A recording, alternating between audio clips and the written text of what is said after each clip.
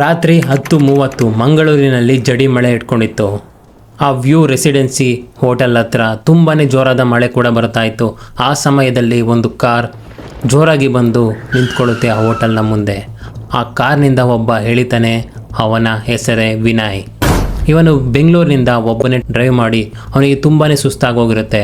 ಈ ಹೋಟೆಲ್ನಲ್ಲಿ ಒಂದು ರೂಮ್ ತಗೊಂಡು ರೆಸ್ಟ್ ಮಾಡಿ ನೆಕ್ಸ್ಟ್ ನಾನು ಇಲ್ಲಿರುವ ಪ್ಲೇಸಸ್ನೆಲ್ಲ ನೋಡೋಣ ಅಂತ ಅಂದ್ಕೊಂಡಿರ್ತಾನೆ. ಅವನು ಆ ಹೋಟೆಲ್ ಒಳಗೆ ಹೋದ. ಅವನು ಹೋಗಿದ ತಕ್ಷಣ ಅಲ್ಲಿ ರಿಸೆಪ್ಷನಿಸ್ಟ್ ಅವನ್ನ ನೋಡಿ ಒಂದು ಕ್ಷಣ ಶಾಕ್ ಆಗೋದ. ಯಾಕಂದರೆ ತುಂಬಾ ಜೋರಾಗಿ ಮಳೆ ಬರ್ತಿತ್ತು. ಈ ಸಮಯದಲ್ಲಿ ಇವ್ರು ಯಾರಪ್ಪ ಇದು ಹಿಂಗೆ ಬಂದುಬಿಟ್ರು ಅಂತೇಳಿ ಅವನು ಭಯ ಕೂಡ ಪಟ್ಟ.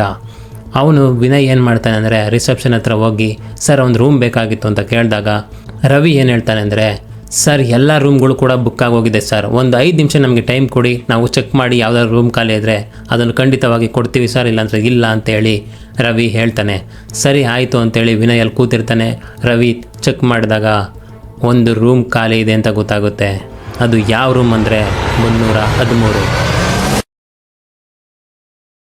ಸರ್ ಇದು ಒಂದು ರೂಮ್ ಖಾಲಿ ಇದೆ, ಇದು ಸಿ ಫೇಸಿಂಗ್ ರೂಮ್ ಆಗಿದೆ ಸರ್ ಅಂತ ಹೇಳಿದಾಗ ವಿನಯ್ ಸರ್ ಯಾವುದಾದ್ರು ಪರವಾಗಿಲ್ಲ ಸರ್ ನನಗೆ ರೂಮ್ ಕೊಡಿ ಅಂದಾಗ 313ನೇ ರೂಮ್ನ ಕೀನ ರವಿ ಕೊಡ್ತಾನೆ. ಸರಿ ಆಯಿತು ವಿನಯ್ ಹೋಗಿ ಆ ಡೋರ್ ಓಪನ್ ಮಾಡಿ ಒಳಗಡೆ ಹೋದ. ಆ ಒಳಗಡೆ ಹೋದಾಗ ಏನಾಗುತ್ತೆ ಅಂದರೆ ಅಲ್ಲಿ ತುಂಬಾ ಕೋಲ್ಡ್ ಆಗ್ತಾ ಇರುತ್ತೆ. AC ಹಾಕಿರೋ ರೀತಿ ರೂಮ್ ತುಂಬ ಕೋಲ್ಡ್ ಆಗೋಗಿರುತ್ತೆ. ವಿನಯ್ಗೆ ಒಂದು ಕ್ಷಣ ಶಾಕ್ ಆಯಿತು. ಏನಿದು AC ಆನ್ ಮಾಡಿ ನನ್ನ ಬಿಟ್ಬಿಟ್ಟಿದ್ದಾರ ಅಂತೇಳಿ AC ಕಡೆ ನೋಡ್ತಾನೆ. ಬಟ್ ಅಲ್ಲಿ AC ಆನ್ ಆಗಿರೋದಿಲ್ಲ, ಆಫ್ ಆಗಿರುತ್ತೆ. ಆದರೂ ಕೂಡ ರೂಮ್ ಅಷ್ಟು ಕೋಲ್ಡ್ ಆಗಿರುತ್ತೆ. ಸರಿ AC ಪಕ್ಕದಲ್ಲಿ ಒಂದು ಫೋಟೋ ಫ್ರೇಮ್ ಕೂಡ ಇರುತ್ತೆ. ಆ ಫೋಟೋ ಫ್ರೇಮ್ ಒಂದು ಕಡೆ ವಾಲ್ಕೊಂಡಿರುತ್ತೆ. ಏನಿದು ಈ ಥರ ಇದೆ ಅಂತೇಳಿ ವಿನಯ್ ಆ ಫೋಟೋ ಫ್ರೇಮ್ನ ಸರಿ ಮಾಡ್ತಾನೆ. ತಿರ್ಗಾ ಅದೇ ರೀತಿ ವಾಲ್ಕೊಂಡ್ಬಿಡುತ್ತೆ. ಸರಿ ಇದೆಲ್ಲ ಬಿಟ್ಟು ಅಯ್ಯೋ ಇದೆಲ್ಲ ಯಾಕೆ ನನಗೆ ಅಂದ್ಕೊಂಡು ಆ ಬಾಲ್ಕನಿಯ ಡೋರನ್ನು ಓಪನ್ ಮಾಡ್ತಾನೆ. ಅವನು ಡೋರ್ ಓಪನ್ ಮಾಡಿದ ತಕ್ಷಣ ಆ ಒಳಕ್ಕೆ ಗಾಳಿ ತುಂಬಾ ಫೋರ್ಸ್ ಆಗಿ ಹೋಗುತ್ತೆ. ಅದು ಯಾವ ರೀತಿ ಇರುತ್ತೆ ಅಂದರೆ ಆ ವಿಂಡೋ ಕರ್ಟನ್ಸ್ಗಳೆಲ್ಲ ತುಂಬಾ ಜೋರಾಗಿ ಹಳ್ಳಾಡ್ತಾ ಇರುತ್ತೆ, ತುಂಬಾ ಜೋರಾಗಿ ಹಾರಾಡ್ತಾ ಇರ್ತವೆ. ಅದನ್ನು ನೋಡಿದ ತಕ್ಷಣ ವಿನಯ್ಗೆ ಈ ರೂಮ್ನಲ್ಲಿ ಏನೋ ಇದೆ ಅಂತ ಅನಿಸುತ್ತೆ. ಆದರೆ ಅವನು ತುಂಬಾ ಟಯರ್ಡ್ ಆಗೋಗಿರ್ತಾನೆ ಜರ್ನಿ ಮಾಡಿ. ಅವನು ಅದನ್ನೆಲ್ಲ ತಲೆ ಕೆಡಿಸ್ಕೊಂಡಲೇ ಮಲ್ಕೊಂಡ್ಬಿಡ್ತಾನೆ. ಸರಿ ಮಲ್ಕೊಂಡಿರುವಾಗ ಅವನು ತುಂಬಾ ಡೀಪ್ ಸ್ಲೀಪಲ್ಲಿರುವಾಗ ಟೈಮ್ 2:15. ಆ ಸಮಯದಲ್ಲಿ ಏನಾಗುತ್ತೆ ಅಂದರೆ ಆ ಬಾತ್ರೂಮ್ನಲ್ಲಿ ಟ್ಯಾಪ್ ಓಪನ್ ಆಗಿ ಬಕೆಟ್ ತುಂಬ ನೀರು ತುಂಬಿಕೊಂಡು ಸುರಿತಾ ಇರುತ್ತೆ. ಅದು ಜೋರಾಗಿ ಕೇಳಿಸ್ತಾ ಇರುತ್ತೆ. ವಿನಯ್ ತಕ್ಷಣ ಎದ್ದು ಕೂತ್ಕೊಂಡು ಏನಿದು ಈ ಥರ ಎಲ್ಲೋ ನೀರು ಸುರಿತಾ ಇದೆಯಲ್ಲ ಅಂತ ಅಂದ್ಕೊಂಡು ಆ ಬಾತ್ರೂಮ್ ಹತ್ರ ಬರ್ತಾನೆ.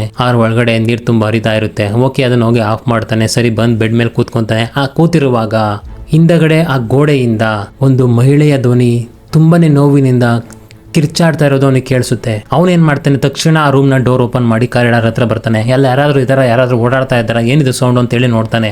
ಬಟ್ ಅಲ್ಲಿ ಯಾರು ಇರೋದಿಲ್ಲ, ಏನು ಕೂಡ ಅವನಿಗೆ ಕಾಣಿಸೋದಿಲ್ಲ. ಸರಿ ಆಯಿತು ಬಂದು ಅಯ್ಯೋ ಏನಿಲ್ಲ ಅಂದ್ಕೊಂಡು ಬಂದು ಮಲ್ಕೊಂಡ್ಬಿಡ್ತಾನೆ.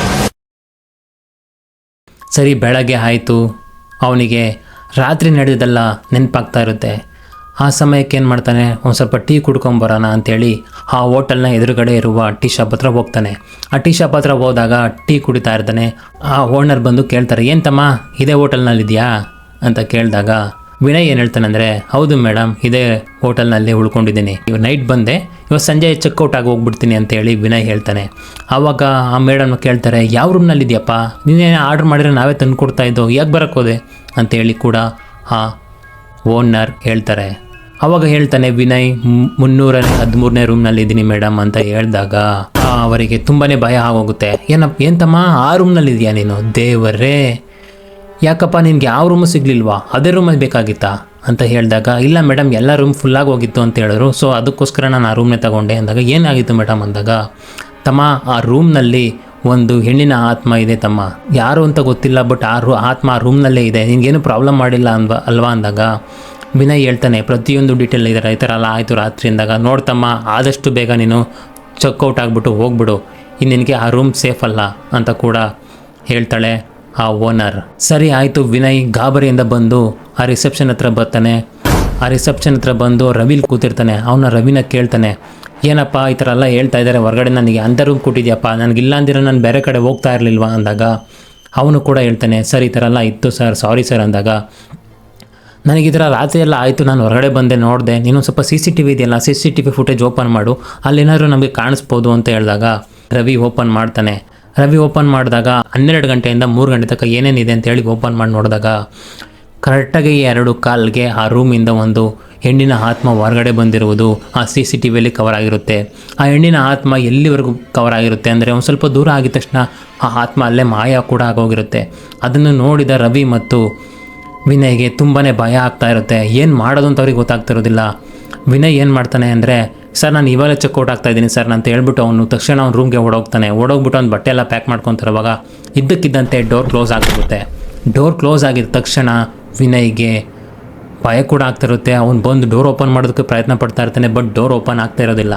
ವಿನಯ್ಗೆ ಒಂದು ಕಡೆ ಗಾಬರಿಯಾಗಿ ಕಿರ್ಚಾಡ್ತಾ ಇರ್ತಾನೆ. ಆ ಸಮಯದಲ್ಲಿ ಅವನ ರೂಮ್ನಲ್ಲಿ ಲೈಟ್ ಬ್ಲಿಂಕ್ ಕೂಡ ಆಗ್ತಾ ಇರುತ್ತೆ. ಅವನಿಗೆ ತುಂಬ ಭಯ ಆಗ್ತಿರುತ್ತೆ. ಮೊಬೈಲ್ ಫೋನ್ ನೋಡಿದ್ರೆ ಸಿಗ್ನಲ್ ಕೂಡ ಇಲ್ಲ, ಯಾರಿಗೆ ಫೋನ್ ಮಾಡೋದು ಅಂತಲೂ ಗೊತ್ತಾಗ್ತಿಲ್ಲ. ಆ ಲೈಟ್ ಬ್ಲಿಂಕ್ ಆಗ್ತಿರುವಾಗ ಆ ಬಾತ್ರೂಮ್ನ ಮಿರರ್ನ ಮೇಲೆ ಕೆಲವು ಅಕ್ಷರಗಳು ಕೂಡ ಮೂಡ್ತವೆ. ಅವು ಏನಂದರೆ, ನನಗೆ ನ್ಯಾಯ ಬೇಕು.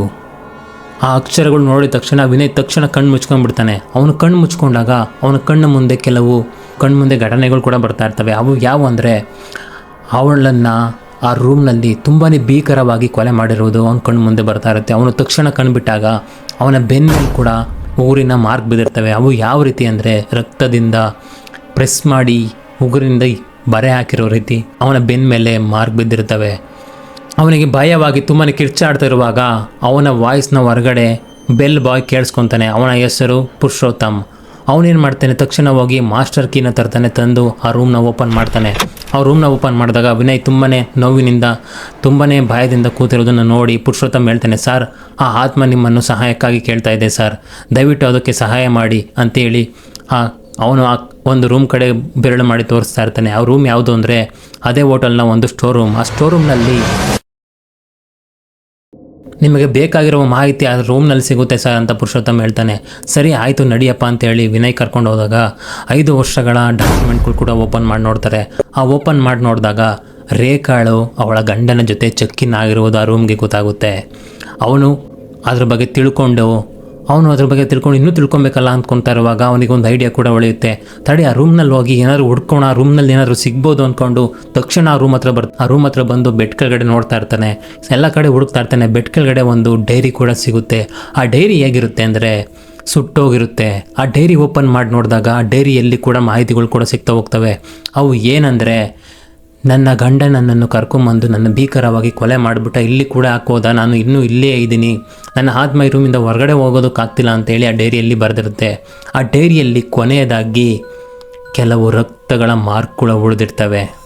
ಇವನ್ನೆಲ್ಲ ನೋಡಿದ ವಿನಯ್ಗೆ ತುಂಬಾ ಭಯವಾಗ್ತಾ ಹೋಗುತ್ತೆ. ರವಿ ಇದ್ರ ಬಗ್ಗೆ ಅವನಿಗೆ ರವಿಗೆ ಗೊತ್ತಿರುತ್ತೆ ಅಂತೇಳಿ ರವಿ ಹತ್ರ ಓಡೋಗ್ತಾನೆ. ರವಿ ಹತ್ರ ಹೋಗಿ, ನೋಡಿ ರವಿ, ನನಗೆ ಪ್ರತಿಯೊಂದು ಡೀಟೇಲ್ ಗೊತ್ತಾಗಿದೆ, ಏನಂತದ್ದು ನಿನಗೂ ಗೊತ್ತಿರುತ್ತೆ, ದಯವಿಟ್ಟು ಹೇಳು ಅಂತೇಳಿ ರವಿಗೆ ಫೋರ್ಸ್ ಮಾಡಿ ಬಾಯಿ ಬಿಡಿಸ್ತಾನೆ. ಅವನು ಬಾಯಿ ಬಿಟ್ಟಾಗ ಏನಂತ ಹೇಳ್ತಾನೆ ಅಂದರೆ, ಸರ್ ಹೌದು ಸರ್, ಅವಳ ಹೆಸರು ರೇಖಾ, ಅವಳನ್ನು ಅದೇ ರೂಮ್ನಲ್ಲಿ ಕೊಂದಾಕಿದ್ರು. ಅದು ಯಾರಂದರೆ ಅವನ ಗಂಡನೇ. ಅವನ ಗಂಡ ಯಾರಂದರೆ ಈ ಹೋಟೆಲ್ನ ಮಾಲೀಕ ರಾಜೀವ್ ಅಂದ ತಕ್ಷಣ ವಿನಯ್ಗೂ ಕೂಡ ಶಾಕ್ ಆಗುತ್ತೆ. ಅವನು ಯಾವಾಗ ಬರ್ತಾನೆ, ಎಲ್ಲಿದ್ದಾನೆ, ನಾನು ಅಲ್ಲಿಗೆ ಹೋಗ್ತೀನಿ, ಅವನ ಹತ್ರ ಮಾತಾಡ್ತೀನಿ ಅಂದಾಗ, ಸರ್ ನೀವೆಲ್ಲೂ ಹೋಗಬೇಕಾಗಿಲ್ಲ, ಇವತ್ತು ರಾಜೀವ್ ಈ ಹೋಟೆಲ್ಗೆ ವಿಸಿಟ್ ಮಾಡಬೇಕಾಗಿ ಬರ್ತಾ ಇದ್ದಾರೆ. ಆವಾಗ ಅಂತಂದಿದ ತಕ್ಷಣ ಸ್ವಲ್ಪ ಹೊತ್ತಾದಮೇಲೆ ರಾಜೀವ್ ಕೂಡ ಬರ್ತಾನೆ. ರಾಜೀವ್ ಬಂದ ರಿಸೆಪ್ಷನ್ ಹತ್ರ. ರವಿ ಇದ್ದ, ವಿನಯ್ ಕೂಡ ಅಲ್ಲೇ ಇದ್ದ. ವಿನಯ್ನ ದೇಹಕ್ಕೆ ಒಂದು ಕರೆಂಟ್ ಹೊಡೆದ ರೀತಿ ಅವನಿಗೆ ಆಗುತ್ತೆ. ಅವನ ಮೈಯೆಲ್ಲ ಒಂಥರ ಬೇರೆ ಥರ ಚೇಂಜಸ್ ಆಗ್ತಿರುತ್ತೆ. ಕಣ್ಣಲ್ಲಿ ಒಂದು ಬ್ರೈಟ್ನೆಸ್ ಕೂಡ ಹೊಳಿತಾ ಇರುತ್ತೆ. ಅದನ್ನು ನೋಡಿದ ರಾಜು ಮತ್ತು ರವಿಗೆ ಒಂದು ಕ್ಷಣ ಭಯ ಕೂಡ ಆಗುತ್ತೆ, ಒಂದು ಕ್ಷಣ ಶಾಕ್ ಕೂಡ ಆಗುತ್ತೆ. ಅದು ಯಾಕಂದರೆ ಅವನ ದೇಹಕ್ಕೆ ರೇಖಾ ಬಂದು ಸೇರ್ಕೊಂಡ ತಕ್ಷಣ ರಾಜೀವ್ ಮುಂದೆ ಬಂದು ಸಡನ್ನಾಗಿ ನಿಂತ್ಕೊಂಡ್ಬಿಡ್ತಾನೆ ವಿನಯ್. ಅಲ್ಲ, ವಿನಯಲ್ಲಿರುವ ರೇಖಾ ಬಂದು ಏನು ಹೇಳ್ತಾಳೆ ಅಂದರೆ, ನಾನಿನ್ನೂ ಜೀವಂತವಾಗಿದ್ದೀನಿ ಅಂದ ತಕ್ಷಣ ರಾಜುಗೆ ಭಯವಾಗಲು ಶುರುವಾಗುತ್ತೆ. ತಗೊಳ್ಳಪ್ಪ, ನನಗೆ ಉಳಿಗಾಲ ಇಲ್ಲ, ನನ್ನ ಕತೆ ಮುಗೀತು ಅಂದ ತಕ್ಷಣ ಅದೇ ಸಮಯಕ್ಕೆ ಪೊಲೀಸ್ ಕೂಡ ಎಂಟ್ರಿ ಆಗ್ತಾರೆ. ಯಾಕೆ ಬರ್ತಾರೆ ಅಂದರೆ, ರವಿ ಇಲ್ಲಿ ಆಗ್ತಿರೋದನ್ನೆಲ್ಲ ಪ್ರತಿಯೊಂದನ್ನು ಇನ್ಫಾರ್ಮ್ ಮಾಡಿರ್ತಾನೆ ಪೊಲೀಸ್ಗೆ. ಸರಿ, ಅವ್ರೇನು ಮಾಡ್ತಾರೆ, ವಿನಯ್ನ ಅರೆಸ್ಟ್ ಮಾಡೋದಕ್ಕೆ ಬರ್ತಾರೆ. ವಿನಯ್ಲಿರುವ ರೇಖಾ ಏನು ಮಾಡ್ತಾಳೆ ಅಂದರೆ, ಅದಕ್ಕೆಲ್ಲ ಹೆದರದೆ, ನನ್ನ ಅರೆಸ್ಟ್ ಯಾಕೆ ಮಾಡ್ತಾ ಇದ್ದೀರಾ, ನಾನು ಏನು ತಪ್ಪು ಮಾಡಿದ್ದೀನಿ, ಬನ್ನಿ ನಿಮಗೇನೋ ತೋರಿಸ್ತೀನಿ ಅಂತೇಳಿ ಆ ರೂಮ್ನ ಬಾತ್ರೂಮ್ ಹತ್ರ ಕರ್ಕೊಂಡೋಗ್ಬಿಟ್ಟು ಈ ಗೋಡೆಯನ್ನು ಹೊಡೀರಿ ಅಂತೇಳಿ ಆ ಗೋಡೆಯನ್ನು ಹೊಡೆಸ್ದಾಗ ಆ ಗೋಡೆಯಲ್ಲಿ ರೇಖಾಳ ಅಸ್ಥಿಪಂಜರ ಇರೋದು ಕಾಣಿಸುತ್ತೆ. ಅದನ್ನು ತೆಗೆದು ನೋಡಿದ್ರೆ ಅದು ರೇಖಾಳ ಅಸ್ಥಿಪಂಜರ ಅಂತೇಳಿ ಅವ್ರಿಗೆ ಗೊತ್ತಾಗುತ್ತೆ. ಅದು ಗೊತ್ತಾಗಿದ್ದ ತಕ್ಷಣ ರಾಜೀವ್ಗೆ ನನಗಿನ್ನು ಉಳಿಗಾಲ ಇಲ್ಲ, ನನ್ನನ್ನು ಅರೆಸ್ಟ್ ಮಾಡಿಬಿಟ್ಟು ಕರ್ಕೊಂಡೋಗ್ಬಿಡ್ತಾರೆ ಅಂತೇಳಿ ರಾಜೀವ್ ತುಂಬಾ ಭಯದಿಂದ ಓಡೋಗ್ತಾ ಇರ್ತಾನೆ ಕಾರಿಡಾರ್ ಹತ್ರ ಓಡೋಗ್ತಾ ಇರುವಾಗ ರೇಖಳ ಆತ್ಮ ವಿನಯ್ನ ಬಾಡಿಯಿಂದ ಹೋಗ್ಬಿಟ್ಟು ಅಲ್ಲಿ ದೂರದಿಂದ ನಿಂತ್ಕೊಂಡ್ಬಿಟ್ಟಿರುತ್ತೆ. ನಿಂತ್ಕೊಂಡು ವಿನಯ್ ರಾಜೀವ್ನ ನೋಡ್ತಾ ಇರುತ್ತೆ ಗುರಾಯಿಸ್ಕೊಂಡು. ಬಟ್ ರಾಜೀವ್ಗೇನು ಮಾಡಲ್ಲ. ಆದರೆ ಅವನೇನು ಮಾಡ್ತಾ ಇರ್ತಾನೆ, ಇಳಿತಾ ಇರ್ತಾನೆ 3ನೇ ಫ್ಲೋರಿಂದ ಕೆಳಗಡೆ ಇರ್ತಿರುವಾಗ ಕಾಲು ಸ್ಲಿಪ್ ಆಗಿ ಕೆಳಗೆ ಬಿದ್ದುಬಿಡ್ತಾನೆ. ಕೆಳಗೆ ಬಿದ್ದು ಸತ್ತೋಗಿ ಕೂಡ ಹೋಗ್ತಾನೆ. ರೇಖಳಿಗೆ ನ್ಯಾಯ ಕೂಡ ಸಿಗುತ್ತೆ. ಕೆಲವು ವರ್ಷಗಳಾದ ನಂತರ ಆ ಹೋಟೆಲ್ ಕೂಡ ಹೊಸ್ದಾಗಿ ಓಪನ್ ಆಗುತ್ತೆ. ಹೊಸ್ದಾಗಿ ಓಪನ್ ಆದಾಗ ಒಬ್ಬ ಟೂರಿಸ್ಟ್ ಕೂಡ ಬರ್ತಾನೆ. ಬಂದು ಚೆಕ್-ಇನ್ ಕೂಡ ಆಗ್ತಾನೆ. ಅದು ಯಾವ ರೂಮ್ಗೆ ಅಂದರೆ 313. ಆ ರೂಮ್ಗೆ ಚೆಕ್-ಇನ್ ಆಗೋದಕ್ಕಿಂತ ಮುಂಚೆ ಆ ರೂಮ್ನ ಬಗ್ಗೆ ಆ ರಿಸೆಪ್ಷನಿಸ್ಟ್ ಪ್ರತಿಯೊಂದು ಡೀಟೇಲ್ ಆಗಿ ಹೇಳಿರ್ತಾರೆ. ಅದನ್ನೆಲ್ಲ ತಿಳ್ಕೊಂಡು ಕೂಡ ಅವನು ಚೆಕ್-ಇನ್ ಆಗ್ತಾನೆ. ಅವನು ಚೆಕ್-ಇನ್ ಆಗಿ ಒಳಗಡೆ ಡೋರ್ ಓಪನ್ ಮಾಡಿ ಒಳಗಡೆ ಹೋಗಿದ್ದ ತಕ್ಷಣ ಅವನ ಕಿವಿ ಹತ್ರ ಬಂದು ಕೆಲವು ಪಿಸುಗುಡುವ ಸದ್ದುಗಳು ಕೂಡ ಕೇಳಿಸ್ತವೆ. ಅದರ ಯಾರ ಧ್ವನಿ ಅಂದರೆ ರೇಖಳ ಧ್ವನಿ. ಏನಂದರೆ ನಾನಿನ್ನೂ ಜೀವಂತವಾಗಿಯೇ ಇದ್ದೀನಿ, ನಾನಿನ್ನೂ ಇಲ್ಲಿಯೇ ಇದ್ದೀನಿ ಅಂತ ಕೂಡ ಆ ವಾಯ್ಸ್ ಕೇಳಿಸುತ್ತೆ. ಆ ವಾಯ್ಸ್ ಕೇಳಿಸಿದ ತಕ್ಷಣ ಆ ಡೋರ್ ತಕ್ಷಣ ಕ್ಲೋಸ್ ಆಗುತ್ತೆ. ಸ್ನೇಹಿತರೆ, ಇದಾಗಿತ್ತು ಇವತ್ತಿನ ನನ್ನ ವಿಡಿಯೋ. ಈ ವಿಡಿಯೋ ಏನಾದರೂ ದಯವಿಟ್ಟು ನಿಮ್ಗೆ ಇಷ್ಟವಾಗಿದ್ದರೆ ಒಂದು ಲೈಕ್ ಮಾಡಿ, ಹಾಗೂ ವಿಡಿಯೋವನ್ನು ನಿಮ್ಮ ಫ್ಯಾಮಿಲಿ ಫ್ರೆಂಡ್ಸ್ಗೆ ಶೇರ್ ಮಾಡಿ. ಯಾರು ನನ್ನ ಚಾನಲನ್ನು ಸಬ್ಸ್ಕ್ರೈಬ್ ಮಾಡ್ಕೊಂಡಿಲ್ಲ ದಯವಿಟ್ಟು ಸಬ್ಸ್ಕ್ರೈಬ್ ಮಾಡ್ಕೊಳ್ಳಿ. ನಾನು ಸಿಗ್ತೀನಿ ನಿಮಗೆ ನೆಕ್ಸ್ಟ್ ವಿಡಿಯೋದಲ್ಲಿ. ಅಲ್ಲಿವರೆಗೂ ಟೇಕ್ ಕೇರ್, ಬಾಯ್.